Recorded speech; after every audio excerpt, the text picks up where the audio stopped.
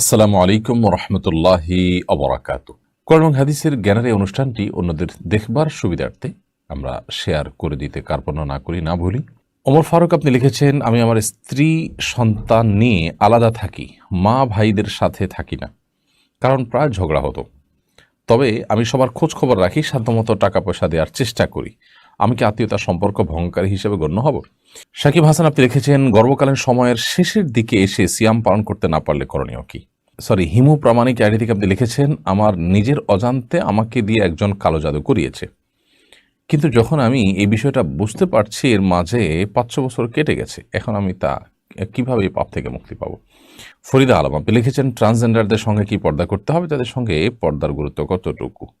জলকাব্য ID থেকে আপনি লিখেছেন, যারা অন্যায় করেছে, আঘাত দিয়েছে, কষ্ট দিয়েছে, বিশ্বাসঘাতকতা করেছে, অনেক সময় যেসব কথা মনে পড়ায় নামাজরত অবস্থায় কান্না চলে আসে, অনেক সময় কাঁদতে থাকি, এতে নামাজের ক্ষতি হবে কিনা?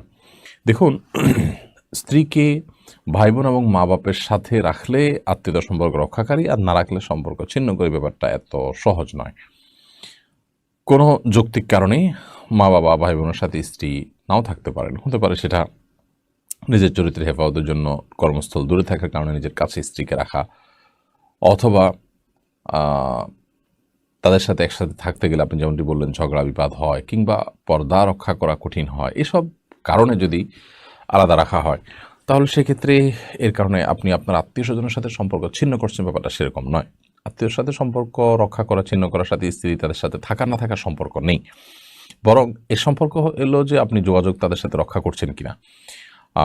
এর সম্পর্ক হলো আপনি তাদের সাথে আসা যাওয়া ঠিক রেখেছেন কিনা, খোঁজ খবর নিচ্ছেন কিনা। যদি খোঁজ খবর নেন, আসা যাওয়া ঠিক মতো রাখেন, এবং তাদের প্রতি আপনার যে কর্তব্য আছে সেই কর্তব্যগুলো আপনি ঠিকমতো আদায় করে যাচ্ছেন, তাহলে ইনশাআল্লাহ আপনি আত্মীয়তার সম্পর্ক রক্ষাকারীদের মধ্যে কাতারে থাকছেন। তবে আপনার স্ত্রী সেই ঘরের বউ হিসাবে তার উচিত শ্বশুর শাশুড়ি এবং আপনার ভাই বোন তাদের সাথে শরিয়ার নীতিমালা মেনে তাদের সাথে সুসম্পর্ক বজায় রাখা যতটুকু সম্ভব হয়, কিন্তু এর জন্য একসাথে থাকতে হবে, ব্যাপারটা সেরকম না। সাকিব হাসান আপনি লিখেছেন, গর্ভকালীন সময়ের শেষের দিকে এসে সিয়াম পালন করতে না পারলে করণীয় কি? সিয়াম পালন করতে না পারার ব্যাখ্যাটা কি? যদি এমন হয় যে গর্ভকালীন সময়ে এমন একটা পরিস্থিতিতে আপনি এসে পৌঁছেছেন যে সিয়াম পালন করতে গেলে গর্ভস্থ সন্তান ক্ষতিগ্রস্ত হতে পারে, কিংবা আপনি না খেয়ে কোনোভাবেই টিকতে পারেন না, অনেকে আছেন যে অনবরত বমি করতে থাকেন, এরকম কোনো অসুবিধা যদি হয় যে আপনি সিয়াম পালন করার কোনো সক্ষমতা আপনার নেই, তাহলে তো ভিন্ন কথা, আপনি অসুস্থতার কারণে সিয়াম রাখবেন না। এই সিয়ামগুলো পরবর্তীতে আপনাকে রেখে দিতে হবে।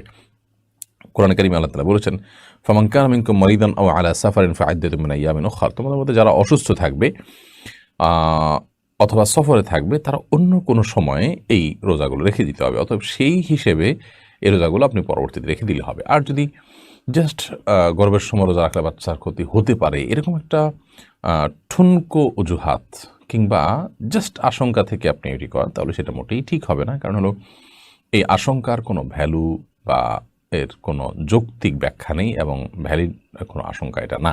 হিমু প্রামাণিক আইডি থেকে আপনি লিখেছেন, আমার নিজের অজান্তে আমাকে দিয়ে একজন কালো জাদু করিয়েছে, কিন্তু যখন আমি এই বিষয়টা বুঝতে পারছি এর মাঝে 5-6 বছর কেটে গেছে, এখন আমি তা কিভাবে এই পাপ থেকে মুক্তি পাবো? প্রথমত আপনি এই জাদু কাটাবার চেষ্টা করবেন। কোনো জিনিসে যদি জাদু করা হয়ে থাকে, সেই জিনিসটা নষ্ট করে ফেলবেন, উত্তোলন করে। অন্য কারোর মাধ্যমে করানো হলে তাকে ধরে হলেও সেই জাদু কিভাবে করা হয়েছে সেটা কিভাবে নষ্ট করা যায় সেই চেষ্টা আপনাকে করতে হবে। ওটা নষ্ট করতে গিয়ে যেন আবার জাদুর আশ্রয় নেওয়া না হয়, সেটি খেয়াল রাখতে হবে।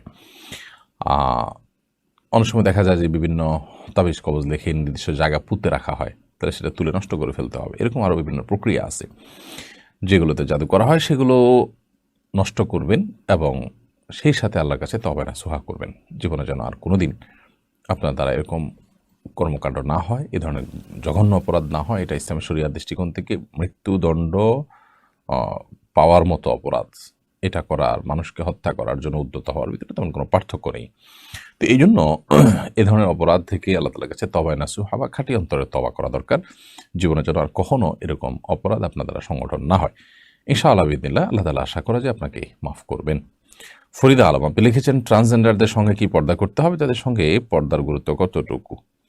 দেখুন, আমরা এই শব্দটির পাশে লিখতে পারি যে সমকামী পড়বেন।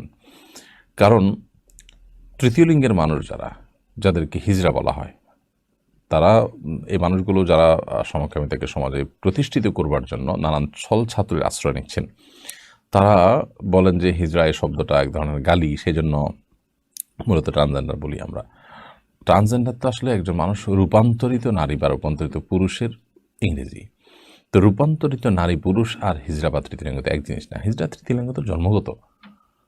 রূপান্তরিত নারী পুরুষ হলো যে নিজের আপনার বিভিন্ন পড়াশোনার মাধ্যমে বিভিন্ন উদ্যোগ নিয়ে তিনি নিজেকে পুরুষ হয়ে নারী, নারী হয়ে পুরুষ ঘোষণা করছেন, তার মন সেদিকে টানছে, অর্থাৎ এক কথা তিনি সমকামী। পুরুষ হয়ে তিনি পুরুষের দিকে তার টান, নারীর দিকে তার টান নাই, তাহলে তিনি নিজেকে নারী ফিল করছেন, এরকম ঘোষণা দেন।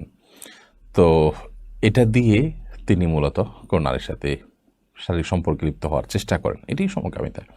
এটাকে অত্যন্ত সূক্ষ্মভাবে আমাদের সমাজে গেলানো হচ্ছে, পৃথিবীর অনেক সমাজে গেলানোর চেষ্টা করা হয়েছে। পৃথিবীর অনেক দেশে এগুলোর বিরুদ্ধে তীব্র আন্দোলন মানুষ করছে এবং নানান অস্থিরতা তৈরি হয়েছে। পৃথিবীর একটি দেশের প্রেসিডেন্টকে পদত্যাগ পর্যন্ত করতে হয়েছে এই ইস্যুতে, কারণ এর কারণে সমাজে অস্থিরতা তৈরি হয়, সেটি বলাই বাহুল্য। বিধায় সমকামীদের মতো অভিশপ্ত এবং জঘন্য বিকৃত মানসিকতা ঠেকাবার জন্য এই শব্দের যে মারপ্যাচ আছে সেটি আমাদের খুব ভালো করে রপ্ত করা দরকার। তো হিজড়া যারা, তাদের অধিকার, তাদের বিধিবিধান একেবারেই পরিষ্কার। তাদের মধ্যে যারা মেয়েদের সাথে যাদের সাদৃশ্য বেশি থাকবে তারা মেয়ে হিসাবে বিবেচিত হবে এবং ছেলেরা তাদের সাথে পর্দা করবে। আর যদি ছেলেদের দিকটা কাঠামোটা তাদের শরীরে বেশি থাকে তাহলে ছেলে হিসাবে তাদের বিবেচনা করা হবে এবং তারা তাদের সাথে মেয়েরা পর্দা করবে, ছেলে হওয়ার দিকটা যেহেতু তার মধ্যে বেশি।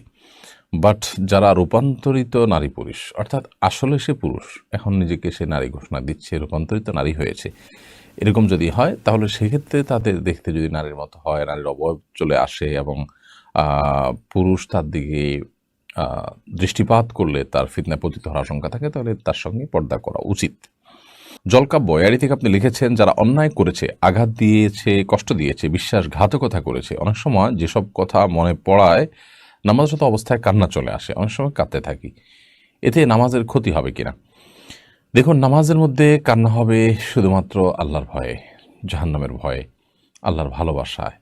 দুনিয়াবি বা পার্থিব বিষয়ে কান্নাকাটি করা নামাজের মধ্যে অনুচিত। বিশেষ করে যদি শব্দ করে কান্না করা হয় নামাজের মধ্যে, দুনিয়াবি কোনো কারণে ব্যথা পেয়ে শব্দ করে কাঁদলেন, তাহলে নামাজ ভঙ্গ হয়ে যাবে, নষ্ট হয়ে যাবে। আর যদি শব্দ করে কান্না না হয়, বরং নীরবে কান্না আসছে, চোখের পানি পড়ছে জাস্ট কষ্টে, তো এটার কারণে আপনার নামাজ ভঙ্গ হবে না।